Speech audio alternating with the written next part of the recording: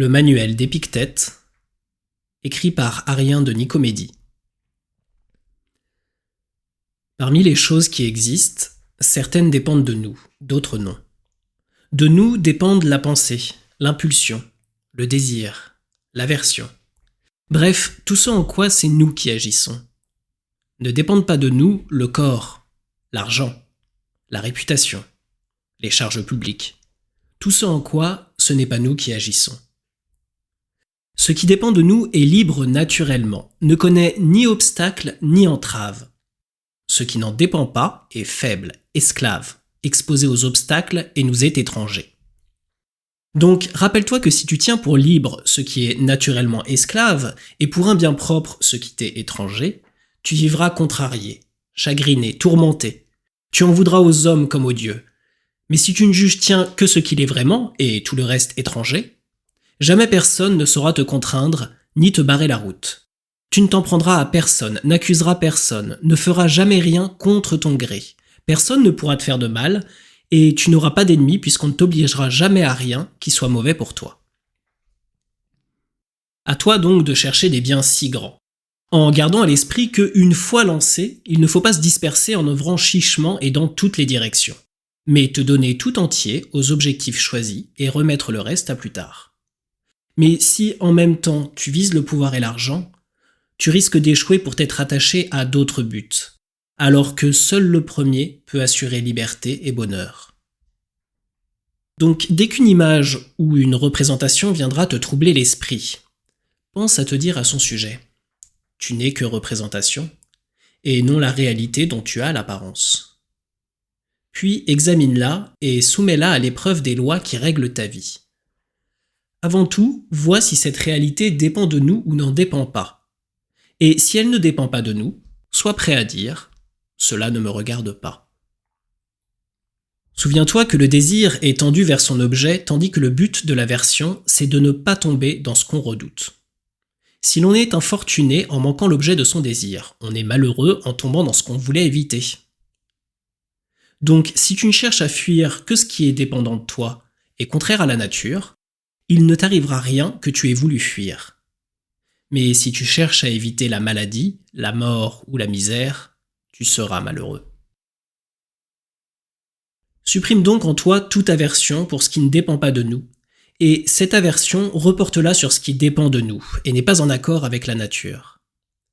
Quant au désir, pour le moment, supprime-le complètement. Car si tu désires une chose qui ne dépend pas de nous, tu ne pourras qu'échouer, sans compter que tu te mettras dans l'impossibilité d'atteindre ce qui est à notre portée et qu'il est plus sage de désirer. Borne-toi à suivre tes impulsions, tes répulsions, mais fais-le avec légèreté, de façon non systématique et sans effort excessif. Pour tout objet qui t'attire, te sert ou te plaît, représente-toi bien ce qu'il est, en commençant par les choses les plus petites. Si tu aimes un pot de terre, dis-toi « j'aime un pot de terre ». S'il se casse, tu n'en feras pas une maladie. En serrant dans tes bras ton enfant ou ta femme, dis-toi « j'embrasse un être humain ». S'ils viennent à mourir, tu n'en seras pas autrement bouleversé. Quand tu te prépares à faire quoi que ce soit, représente-toi bien de quoi il s'agit. Si tu sors pour te baigner, rappelle-toi ce qui se passe au bain public. On vous éclabousse, on vous bouscule, on vous injurie, on vous vole.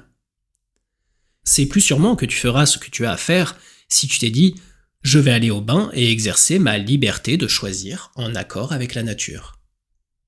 De même pour toutes tes autres tâches.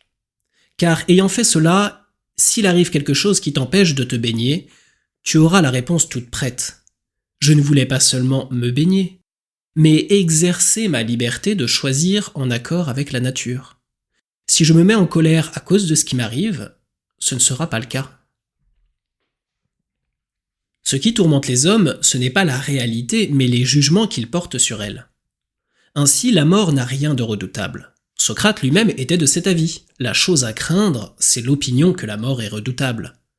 Donc, lorsque quelque chose nous contrarie, nous tourmente ou nous chagrine, n'en accusons personne d'autre que nous-mêmes, c'est-à-dire nos opinions.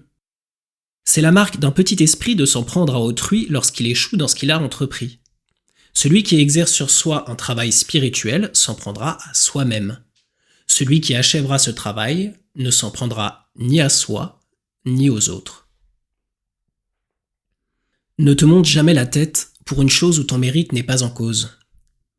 Passe encore que ton cheval lui-même se monte la tête en disant « je suis beau », mais que toi tu sois fier de dire « j'ai un beau cheval », rends-toi compte que ce qui t'excite, c'est le mérite de ton cheval. Qu'est-ce qui est vraiment à toi? L'usage que tu fais de tes représentations. Toutes les fois qu'il est conforme à la nature, tu peux être fier de toi. Pour le coup, ce dont tu seras fier viendra vraiment de toi. Pendant un voyage en bateau, si le navire jette l'ancre et que tu mettes pied à terre pour aller chercher de l'eau, tu ramasseras en chemin ici un coquillage, là un petit bulbe de plante, mais il te faut concentrer ta pensée sur le navire, te retourner sans cesse au cas où le pilote appelle. S'il appelle, il faut tout planter là, de peur d'être jeté à fond de cale et ligoté comme du bétail. C'est pareil dans la vie. Si, en guise de coquillage, on te donne une petite femme ou un esclave, il n'y a pas de mal à cela. Mais quand le pilote t'appelle, cours vers le navire et laisse tout sans te retourner. Et si, en plus, tu n'es plus tout jeune, reste à proximité du navire, de peur de manquer l'appel. N'attends pas que les événements arrivent comme tu le souhaites. Décide de vouloir ce qui arrive comme cela arrive, et tu seras heureux. La maladie est une gêne pour le corps, pas pour la liberté de choisir, à moins qu'on ne l'abdique soi-même. Avoir un pied trop court est une gêne pour le corps, pas pour la liberté de choisir. Et cette réponse à l'esprit en toute occasion. Tu verras que la gêne est pour les choses ou pour les autres, non pour toi. Devant tout ce qui t'arrive, pense à rentrer en toi-même et chercher quelle faculté tu possèdes pour y faire face. Tu aperçois un beau garçon, une belle fille? Trouve en toi la tempérance. Tu souffres? Trouve l'endurance. On t'insulte? Trouve la patience. En t'exerçant ainsi, tu ne seras plus le jouet de tes représentations. Ne dis jamais, à propos de rien, que tu l'as perdu. Dis « je l'ai rendu ». Ton enfant est mort, tu l'as rendu. Ta femme est morte, tu l'as rendu. On t'a volé? Eh bien, ce que l'on t'a volé, tu l'as rendu. Mais c'est un scélérat qui me l'a pris. Que t'importe le moyen dont s'est servi pour le reprendre celui qui te l'avait donné? En attendant le moment de le rendre, en revanche, prends-en soin comme d'une chose qui ne t'appartient pas, comme font les voyageurs dans une auberge. Si tu veux faire des progrès, laisse tomber les réflexions du genre « si je néglige mes intérêts, je n'aurai même pas de quoi vivre ». Si je ne suis pas assez sévère avec mon esclave, il me servira mal. Mieux vaut mourir de faim délivré du chagrin et de la peur que vivre dans l'abondance au milieu des angoisses. Mieux vaut être mal servi par son esclave que malheureux. Commence donc par les petites choses. On gaspille ton huile, on vole ton vin?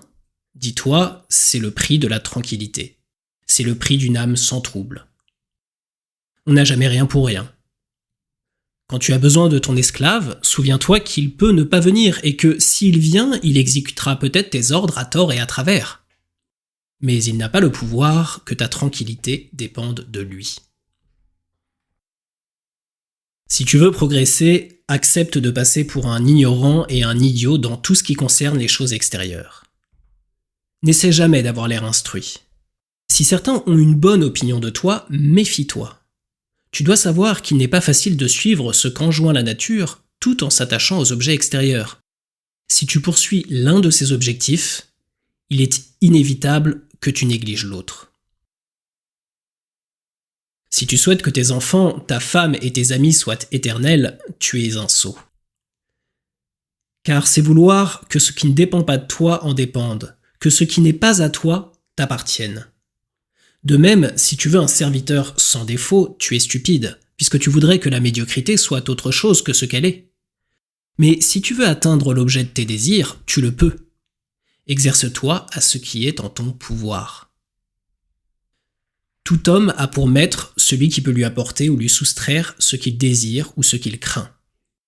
Que ceux qui veulent être libres s'abstiennent donc de vouloir ce qui ne dépend pas d'eux seuls, sinon inévitablement, ils seront esclaves. Souviens-toi de te comporter comme dans un banquet. Quand le plat, faisant le tour des convives, arrive devant toi, tends la main et serre-toi comme il convient. S'il te passe sous le nez, n'insiste pas. S'il tarde, ne louche pas dessus en salivant, mais attends qu'il arrive devant toi. Fais de même pour les enfants, pour une femme, pour les charges officielles, pour l'argent, et un jour, tu seras digne de boire à la table des dieux. Mais si les choses t'étant offertes, tu t'abstiens même d'y toucher, d'y jeter les yeux, tu seras digne non seulement de boire avec les dieux, mais de régner comme eux. C'est ainsi qu'ont vécu Diogène, Héraclite et leurs semblables, s'égalant par là aux dieux et gagnant le renom d'hommes divins. Lorsque tu vois quelqu'un se lamenter sur son fils parti en exil, ou parce qu'il a perdu ses biens, ne te laisse pas aller à croire que ces événements font son malheur. Ce qui cause du chagrin à cet homme, ce n'est pas ce qui lui arrive. Sinon, cela ferait le même effet à tel ou tel. Mais l'opinion qu'il se fait de cet événement. Cependant, ne refuse pas de t'associer raisonnablement à sa peine, et même au besoin pleure avec lui. Prends seulement garde de ne pas pleurer aussi en toi-même. Souviens-toi que tu joues dans une pièce qu'a choisi le metteur en scène. Courte s'il l'a voulu courte, longue s'il l'a voulu longue. S'il te fait jouer le rôle d'un mendiant, joue-le de ton mieux. Et fais de même que tu joues un boiteux, un homme d'État ou un simple particulier.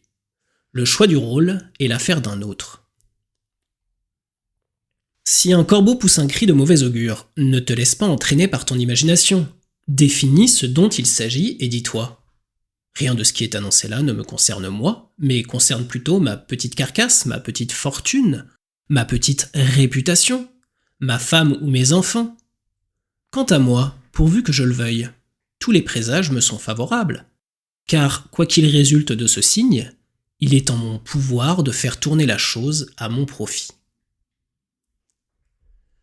Tu peux être invincible si tu n'engages jamais de lutte où la victoire ne dépende pas de toi. Garde-toi d'estimer heureux un homme choisi pour une charge officielle, ou très puissant, ou jouissant pour une raison ou une autre de l'estime publique. En effet, si l'essence du bien réside dans ce qui dépend de nous, il n'y a de raison ni d'être jaloux ni d'être envieux. Quant à toi, ce n'est pas général, magistrat ou consul que tu veux être, mais libre. Or, pour y arriver, il n'y a qu'un chemin, le mépris de ce qui ne dépend pas de toi. Souviens-toi que ce qui te cause du tort, ce n'est pas qu'on t'insulte ou qu'on te frappe, mais l'opinion que tu as qu'on te fait du tort. Donc, si quelqu'un t'a mis en colère, sache que c'est ton propre jugement qui est le responsable de ta colère. Essaye de ne pas céder à la violence de l'imagination, car une fois que tu auras examiné la chose, tu seras plus facilement maître de toi. Que la mort, l'exil et tout ce qui semble redoutable soient présents à tes yeux tous les jours. La mort surtout, et jamais tu n'auras de pensée lâche ni de désir immodéré. Si ton désir te pousse vers la philosophie, prépare-toi à être partout en butte aux moqueries et au sarcasme. À entendre dire « voyez-le, devenu soudainement philosophe » ou « qu'est-ce qui nous vaut cette arrogance ?» Mais toi, ne sois pas arrogant. Tiens-t'en fermement aux conduites qui te semblent les meilleures, conscient que c'est le Dieu qui t'a mis à ce poste. Et souviens-toi que si tu restes constant dans ces principes, ceux qui au début se moquaient de toi finiront par t'admirer. Tandis que si tu ne te montres pas à la hauteur, on rira de toi 2 fois plus fort. S'il t'arrive un jour d'accorder du poids aux objets extérieurs, par désir de plaire à quelqu'un, sache que tu réduiras à néant tes principes de vie. Borne-toi donc à être toujours philosophe. Mais si tu tiens aussi à le paraître, que ce soit à tes propres yeux, et cela suffira. Ne te laisse pas décourager par des réflexions du genre « je vais vivre sans honneur, je ne serai rien ». Si vivre sans honneur est un mal, aucun mal ne peut arriver par la faute d'autrui. Rien de honteux non plus. Crois-tu qu'il dépende de tes efforts d'être tiré au sort comme magistrat, invité à un banquet ? Pas du tout. Alors, comment serait-ce un déshonneur de ne pas l'être ? Comment peux-tu dire que tu n'es rien ? puisque tu n'es tenu d'être quelque chose qu'au regard de ce qui dépend de nous, domaine où tu peux prétendre aux plus grands honneurs. Tes amis resteraient sans secours, comment cela? Ils ne recevraient pas de tes mains leurs petites pièces? Tu ne les ferais pas nommer citoyens romains? Qui te dit que ces choses-là dépendent de nous et nous regardent? Qui peut donner à autrui ce qu'il n'a pas lui-même? Alors fais en sorte d'être riche, dira-t-on, pour nous faire profiter de ton argent. Si je peux devenir riche sans déchoir à mes propres yeux, en restant loyal et sans bassesse, qu'on me montre le chemin, j'y vais. Mais si l'on veut que je perde mes biens propres pour vous procurer des choses qui ne sont pas des biens, considérez plutôt que vous êtes injuste et ingrat. Et puis, qu'est-ce que vous aimez le mieux?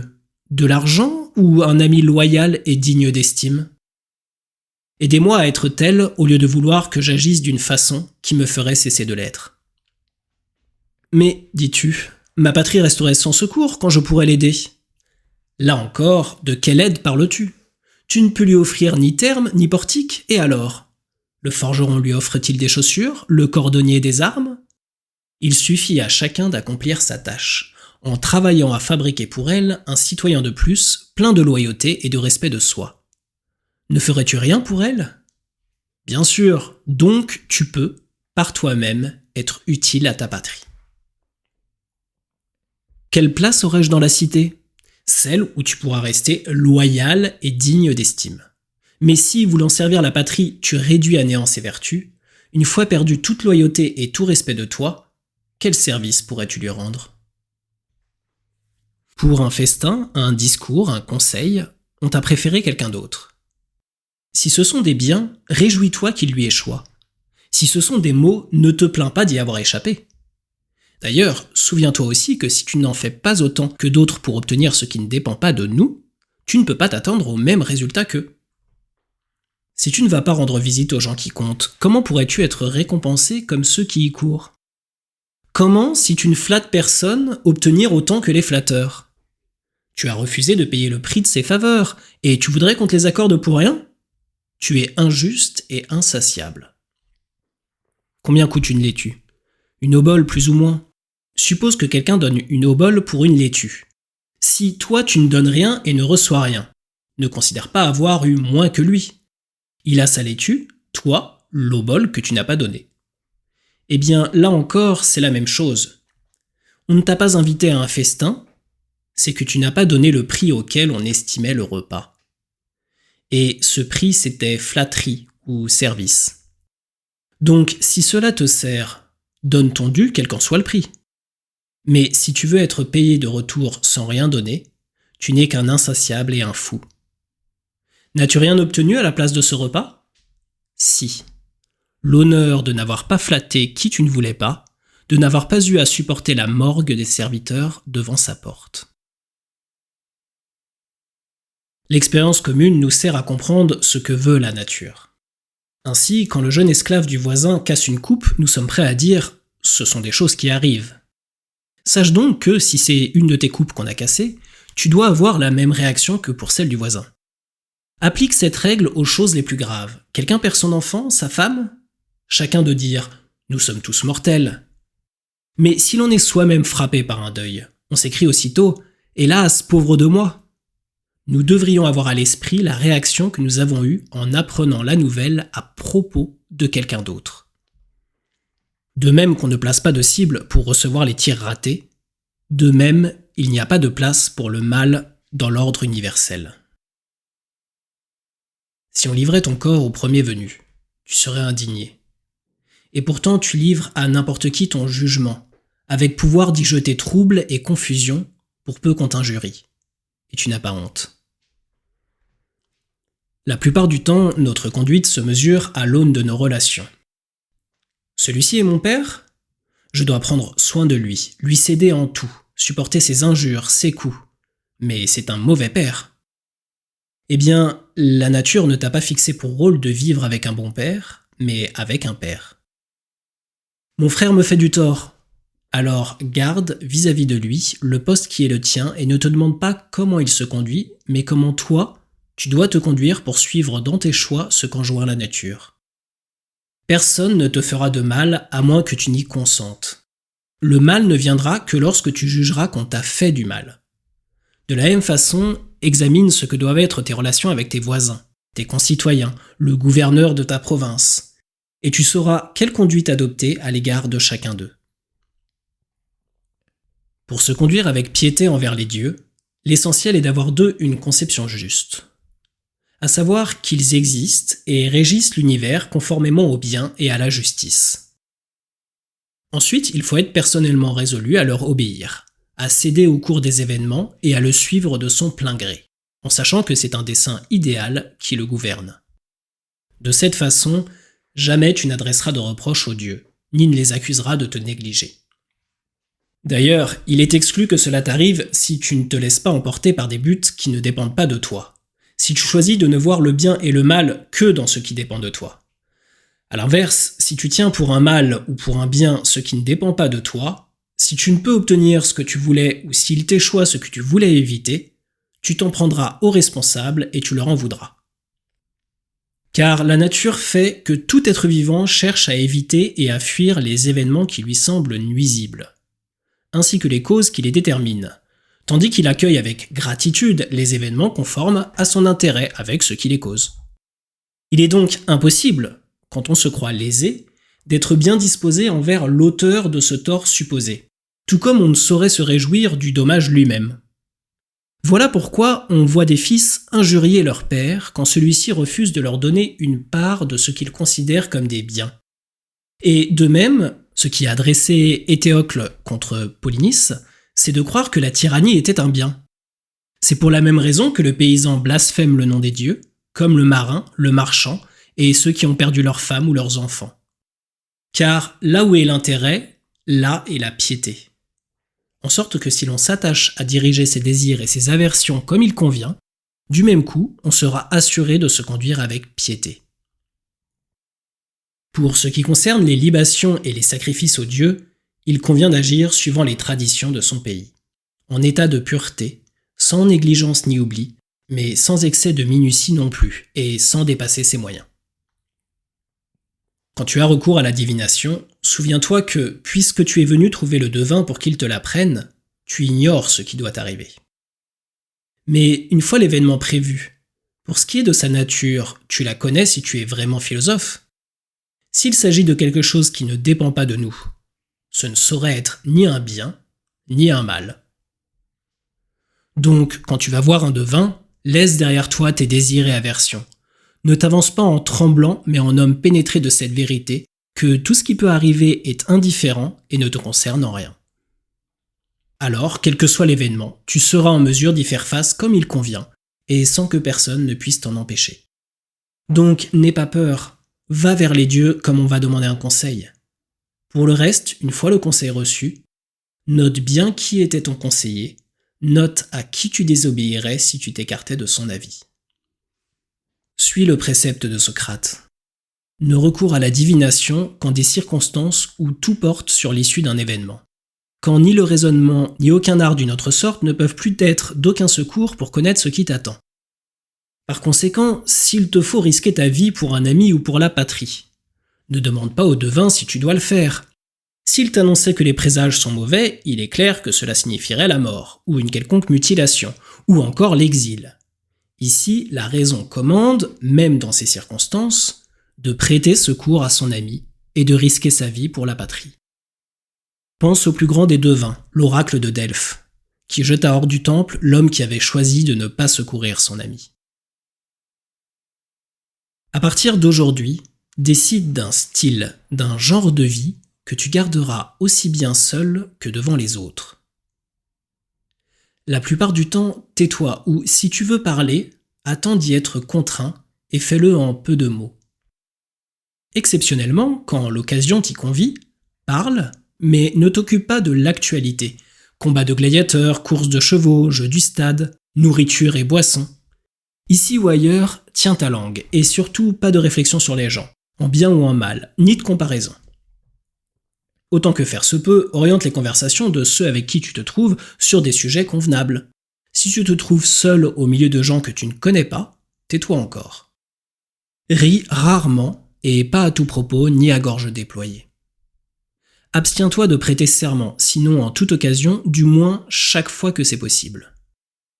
Laisse tomber les invitations à dîner, officielles ou privées. Et si un jour les circonstances justifient que tu t'y rendes, sois extrêmement attentif à ne pas te laisser aller à la vulgarité. Car si ton partenaire est plein de boue, en luttant avec lui, même si tu étais propre en arrivant, tu en sortiras tout crotté. Pour ce qui concerne le corps, soigne-le autant qu'il faut pour répondre aux besoins. Nourriture, boissons, vêtements, un toit et des esclaves. Tout ce qui est pour la galerie, tout le luxe, rejette-le. Quant au sexe, dans la mesure du possible, garde-toi pur jusqu'au mariage. Quand tu fais l'amour, prends ta part de ce qui est permis. Toutefois, ne deviens pas bigot envers ceux qui se livrent à la fornication. Ne te pose pas en censeur de ces gens-là. Ne va pas non plus proclamer partout que tu es continent. Si l'on te rapporte qu'un tel a dit du mal de toi, ne cherche pas à te défendre de ces accusations, mais réponds simplement. Je vois qu'il ne connaissait pas tous mes défauts, sinon il en aurait dit bien davantage. Il n'est pas nécessaire d'aller souvent au spectacle. Mais si un jour l'occasion se présente, fais voir à tous que c'est à toi que va la préférence. Applique-toi à vouloir que ce qui arrive, arrive, et que le meilleur gagne. De cette façon, rien ne viendra te contrarier. Défense absolue de crier, de te moquer d'un concurrent, ou de te passionner outre mesure. Une fois sorti, ne discute pas longuement de ce que tu viens de voir, toutes ces choses n'ont aucun rapport avec ton progrès moral. Ce serait la preuve que tu t'es passionné pour le spectacle. Ne va pas pour un oui, pour un non écouter des lectures publiques. Mais une fois dans l'auditoire, garde une attitude à la fois digne, tranquille et sans provocation.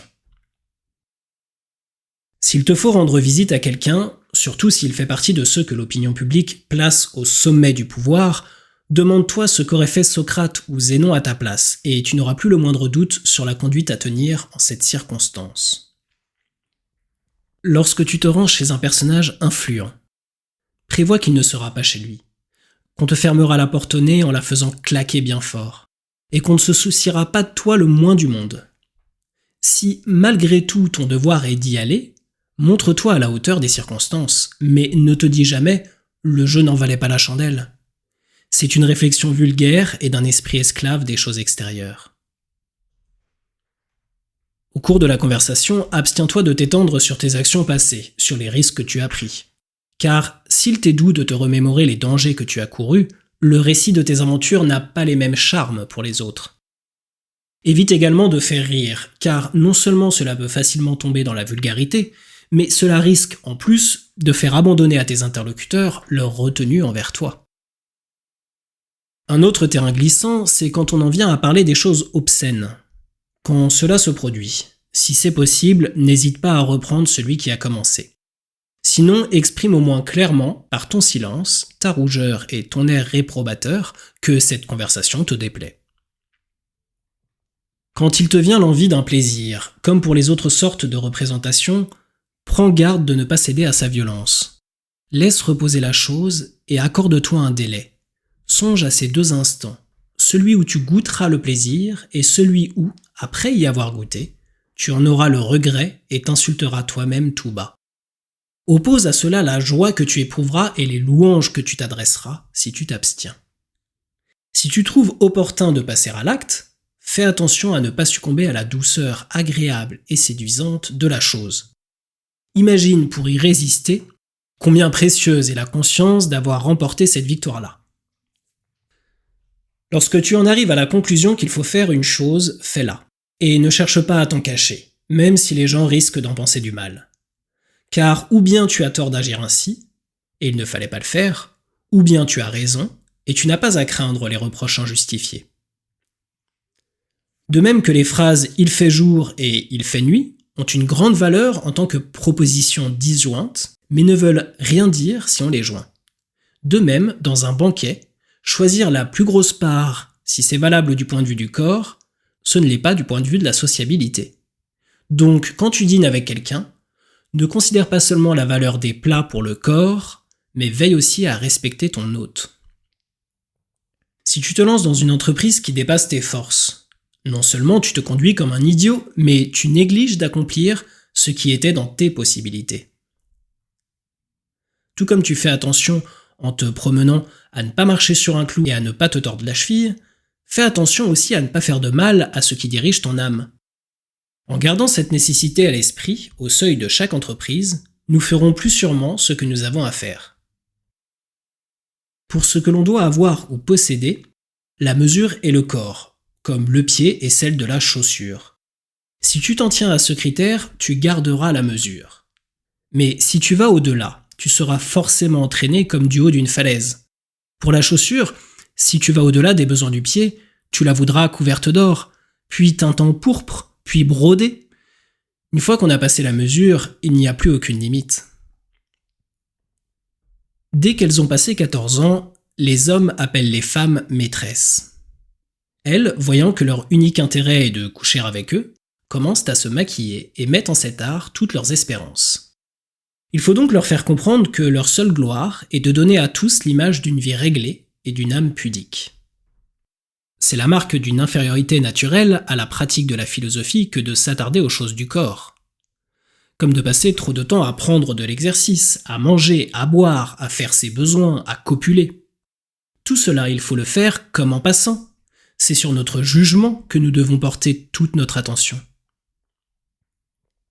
Face à quelqu'un qui te fait du tort par sa conduite ou ses propos, souviens-toi que s'il agit ainsi, c'est qu'il pense avoir raison.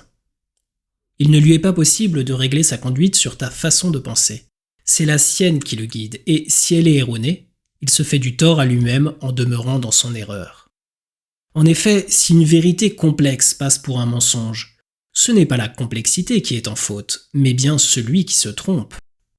En te fondant sur ce principe, tu garderas ton sang-froid face à ceux qui t'insultent. Chaque fois, tu n'auras qu'à te dire « c'est ce que lui pense ». Toute chose donne prise sur deux côtés. L'un permet de la porter, l'autre non. Si ton frère te fait du tort, ne prends pas cela en te disant qu'il te fait du tort, c'est le côté impossible à porter. Dis-toi plutôt que c'est ton frère, ton compagnon. Tu prendras ainsi la chose du côté où l'on peut la porter. Il n'est pas logique de dire « je suis plus riche que toi, donc je vaux mieux que toi ». « Je parle mieux que toi, donc je vaux mieux que toi ». Ce serait plus logique de dire « je suis plus riche que toi, donc ma fortune vaut mieux que la tienne ». Je parle mieux que toi, donc mon éloquence vaut mieux que la tienne. Car tu n'es ni ta fortune, ni ton éloquence. Un tel se lave vite. Ne dis pas qu'il se lave mal, mais qu'il se lave vite. Si un autre boit beaucoup de vin, ne le traite pas d'ivrogne, dis simplement qu'il boit beaucoup. En effet, qu'en sais-tu avant d'avoir pesé leurs raisons ? De cette façon, tu éviteras, devant ce que tu te représentes d'un objet, de lui donner une autre représentation. Où que tu te trouves, ne te présente jamais comme philosophe. Ne parle pas longuement devant les profanes des principes de la philosophie. Agis plutôt suivant ces principes. Par exemple, dans un banquet, ne dis pas comment on doit manger. Mange seulement comme il faut. Souviens-toi de Socrate, il s'était si bien débarrassé de toute envie de briller que lorsqu'on venait le trouver pour se faire présenter à des philosophes, c'était lui qui conduisait les gens, tant il lui était égal d'être méconnu. Si dans une assemblée de profanes, la conversation tombe sur un principe philosophique, d'une manière générale, abstiens-toi d'intervenir. Tu risquerais fort de recracher des bribes de savoir mal digérées. Si un jour on te dit que tu ne sais rien, et que tu n'en es pas mortifié, sache que tu es en bonne voie. Ce n'est pas en lui mettant l'herbe sous le nez que les moutons montrent aux bergers qu'ils ont bien mangé. C'est à leur laine et à leur lait qu'on s'en aperçoit après qu'ils ont digéré la nourriture. Eh bien, fais de même, ne va pas mettre sous le nez des profanes les principes de la philosophie, fais-leur en voir les effets quand tu les as digérés. Si tu te contentes de peu pour les besoins du corps, ne va pas en faire parade. Si tu ne bois que de l'eau, ne va pas dire à tout propos « je ne bois que de l'eau ». Si un jour tu décides de t'entraîner à supporter la douleur, fais-le en privé et non devant tout le monde. N'embrasse pas les statues. Si tu as trop soif, prends de l'eau fraîche dans ta bouche et recrache-la sans rien dire à personne. Attitude et caractère de l'homme ordinaire. Il n'attend rien en bien ou en mal, de soi-même et tout des circonstances extérieures. Attitude et caractère du philosophe. Il attend tout, en bien comme en mal, de soi-même. Signe distinctif de l'homme en progrès. Il ne blâme personne, ne loue personne, ne reproche rien à personne, n'accuse personne. Il ne dit jamais rien qui tende à faire croire qu'il sait quelque chose ou qu'il est quelqu'un. En cas d'échec ou d'obstacle, il ne s'en prend qu'à soi-même. S'il reçoit des éloges, il rit en secret de celui qui les fait. Si on le critique, il ne cherche pas à se défendre. Il marche comme les malades, attentif à ne pas brusquer le membre en voie de guérison tant qu'il n'est pas cicatrisé. Tout désir, il l'a écarté de lui. Quant à l'aversion, il est entraîné à n'en éprouver que pour ce qui, tout en dépendant de nous, est contraire à la nature. Ses inclinations, quel qu'en soit l'objet, sont modérées. S'il passe pour stupide ou ignorant, il n'en a cure. En un mot, le seul ennemi qu'il est à redouter, c'est lui-même.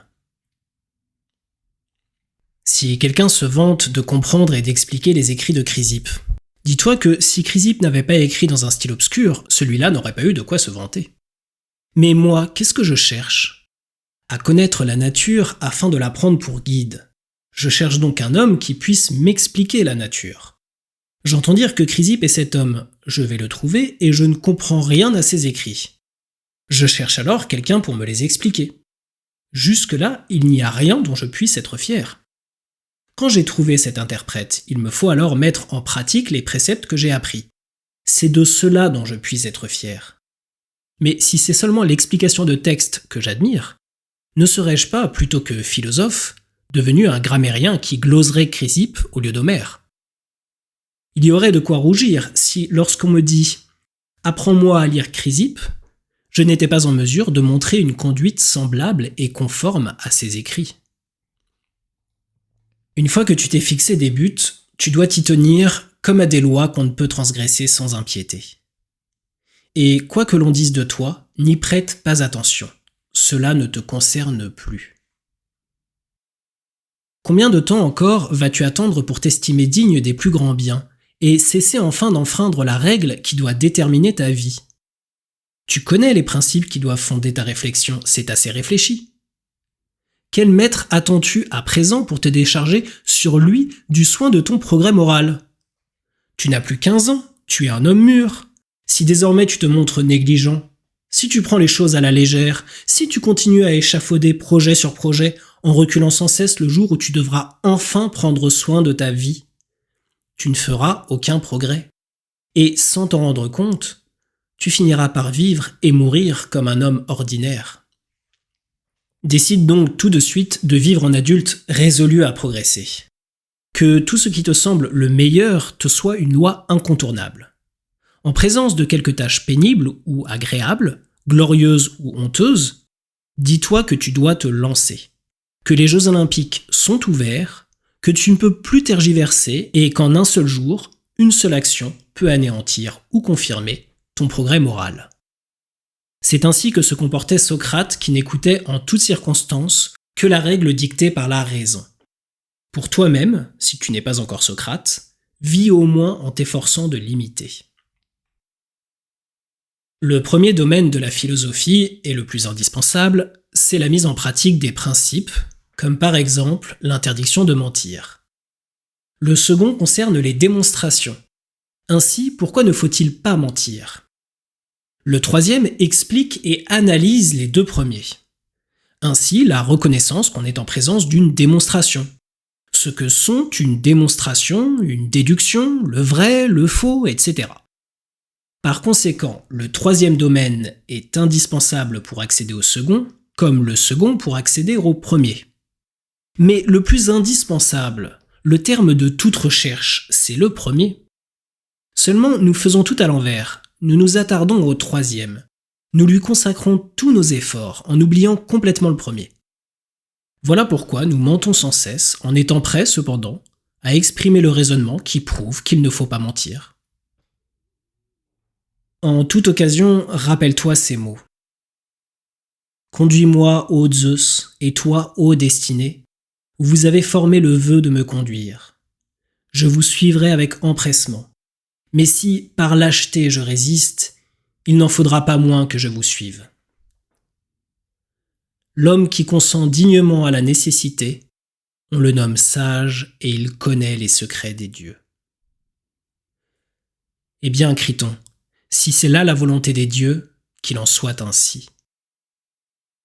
Anytos et Mélétos peuvent me tuer, ils ne peuvent me nuire.